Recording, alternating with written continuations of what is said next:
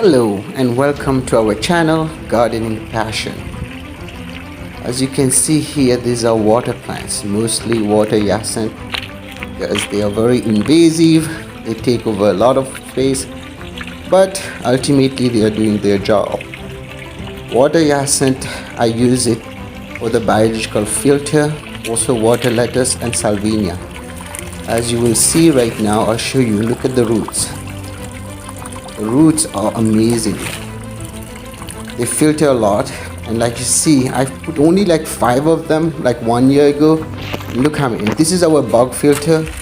Really easy, just a bucket. Then I put a little pump, and that pump goes inside. I have rocks inside. Unfortunately, I didn't film that. One day when I clean it, I'll film it and I'll put it there. And the water hyacinth do most of the job, and I take out the water hyacinth, use it for things like fodder or compost. And these are my fish, the hungry fish. And look at how clear is the water. I have never done anything else to the water except using those water hyacinth and that little pump, and it's not such a big pump anyway, so it doesn't do a lot of the work, but most of the work is being done by the plants. And those are floating plants. As you will see also, I will show you a water lettuce. Sorry for my finger went into the camera.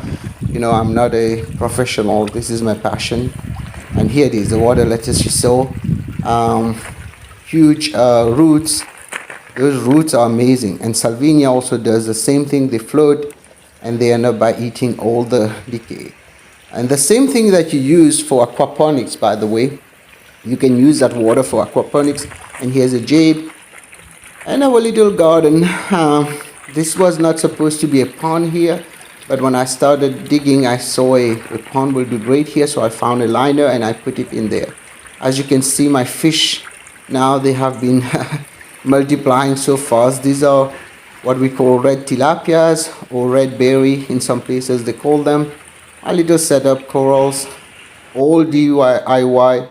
I got some help from my friend Ajay and Eric to do this, and they really help. Look when they eat, how how crazy they become. And that's the pond that we're talking about here, but mainly the water plants. You should have water plants. You don't have to have a big pond to have water plants. So we'll show you in another video how you can have a small water plant and even build a small pond from basically anything. A little bit of plastic, a hole in the ground, tires. We'll cover all this in our gardening. I have to add one thing. As you can see, the pond is very clear. I have never used any chemicals, any even biological bacteria. I think the bacteria came on their own. They kept the pond clean. And even though it's really facing the sun in the morning and in the afternoon, it's not full of algae. Like everybody keeps talking about algae. No algae here.